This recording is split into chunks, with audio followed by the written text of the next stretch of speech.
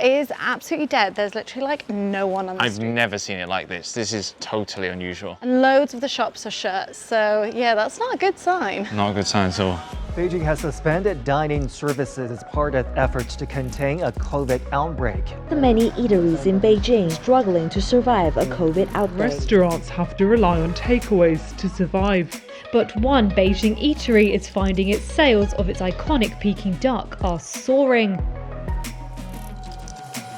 Hi, I'm Nico. And I'm Jack. In last week's video, we took you on a journey around Beijing during what was, Officially at least, not a lockdown. there's this big fence in the way. Proper deep throater one there. Then this happened. Our biggest takeaway from making that video was just how quickly people have adapted to and accepted the new normal.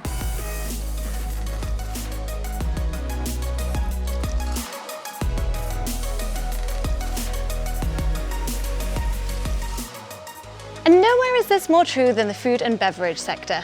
For the past 2.5 years, the people that have kept us fed and watered have taken a right kicking.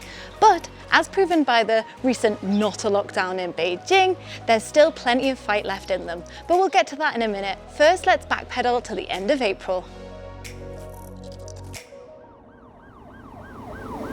So amidst a flurry of new cases, and for the first time since the initial outbreak way back in 2020, restaurants were forced to close. Well, for dining options anyway. Restaurateurs hurriedly scrambled to come up with promotions such as a free beer with every burger so that people would order their Waimai with them. So we've stopped off to have a little beverage and we found these comfy little seats. Turns out they belong to this restaurant, but they haven't kicked us off yet. But what we did notice when we were sat here is that they keep giving away these massive bags to like delivery drivers and people that are coming up to pick orders up. And I was thinking, what is it? What are they selling? And it looks like they've got a special offer on. And look at this, doesn't it look delicious? At that early point, no one knew how far the not a lockdown would go. So it was in their best interest to make as much money as they could whilst they could. And when you logged onto your food delivery app of choice during that time, you were presented with deals galore. So a little side note here, I'm guessing that during the recent situation, the food delivery apps such as Meituan and Ele.me must be the real winners during this part of the pandemic because, let's face it, they're going to be absolutely raking it in. And before we go on, I think we've got to give a shout out to these absolute legends behind me. These are the Meituan drivers who have been working their asses off to deliver our meals during this pretty busy period for them.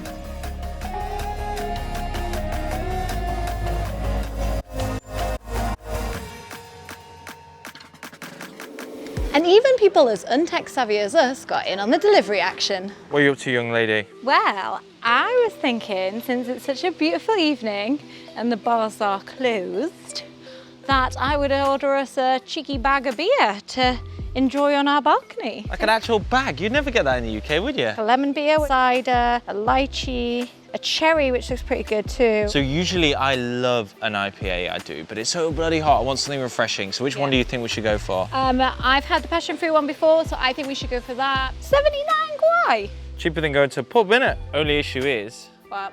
we've got to beat the delivery guy back home, haven't we? Yes, Oh, 谢谢你啊. Bye-bye. Oh my gosh. Got us ourselves a little bag of beer, haven't we, mate? Yeah, that was Cheers. perfect timing, isn't it? Cheers, missus. Yes. Mmm. A little flat. A little flat. Okay, beer in a bag may be an unusual choice, but you can never go wrong with Pizza, pizza! So anyway, after a couple of weeks, things kind of stabilized, but the prospect of restaurants reopening wasn't going to happen anytime soon. But that didn't mean that Beijing's savvy restaurateurs were going to give up just yet. You see, during the month of May, there was a massive heat wave. And quite frankly, people got sick and tired of sitting at home and twiddling their thumbs. But you know, as the public parks were shut, this led to people just wandering the streets of Beijing. Restaurants and bars responded by taking it back to the old school and placing huge menus outside their doors to encourage would-be punters to order food themselves to go. Yep, that's right. No apps, no Meituan drivers, just some good old-fashioned takeout. That's some real 1980s, bro.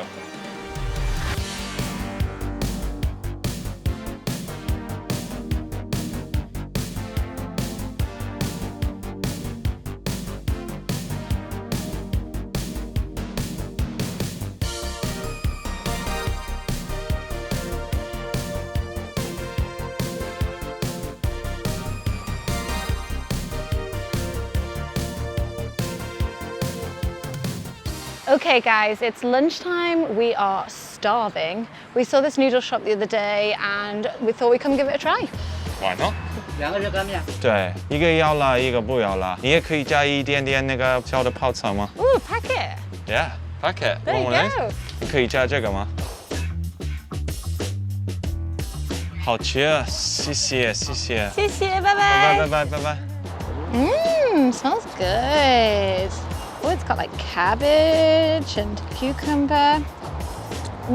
Yummy. Oh, that is really good. And given the lush weather, I quite enjoy the new normal, although we did get caught short a few times. Oh, we did. Try to find somewhere with a bit more shelter as it's starting to rain. In Beijing, the bigger issue for al fresco dining isn't so much the weather, but actually the lack of seating. Now, in other cities in China, I've noticed that there are far more places for casual dining, such as restaurants with stalls out on the streets or makeshift street food markets. But that just doesn't really happen here in Beijing, because there is no street food culture or street food vendors for that matter. But thanks to COVID, that appears to be changing. Because of the warm weather and the accessibility to food and drinks on the street, it's honestly quite vibey.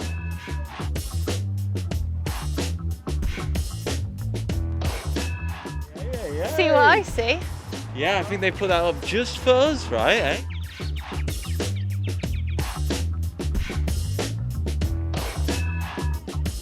Here we go. Cheers, missus. 37 degrees right now. This is heaven. So refreshing. Oh my gosh. Even if mine does got ginger in. Well, you should have ordered your ginger one then. 要一个这个味道，我不知道怎么说。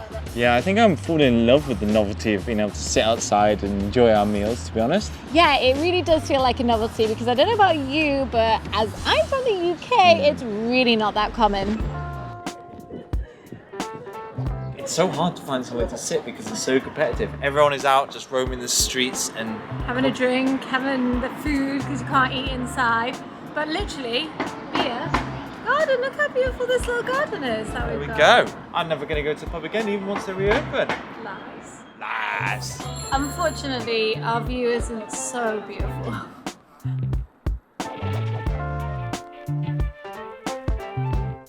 Another thing that I think is really great is that restaurants have started getting tables and fridges outside of the restaurant and blocking the entrance and showing you what they've got to sell. As a foreigner, I think this is amazing because sometimes it can be a little bit daunting to go into a restaurant and not understand the Chinese menu. The waiter's standing there waiting for you to order and you're fumbling about with your app trying to translate it. Also, another reason is I love food. So I'm seeing so many different types of food that I may never have seen because it's all tucked away in the bag.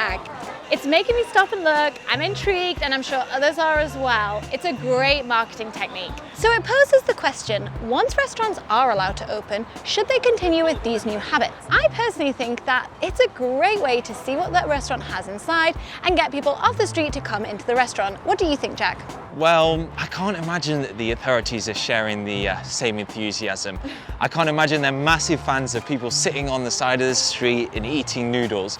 So sadly, I do predict that once this is all over, we'll be making a return to table service in sterile, air-conditioned restaurants. Yeah, I have a feeling that you're right about that. I think these past few years have taught us that you can't take anything for granted and that being adaptable is key, not just in business, but in life. Very true, Mrs. Good point. Yeah, I just love it when I see people being innovative and creative even when times are hard. It's really inspiring. Yeah, what do you guys think about these changes? Has your city gone through anything similar?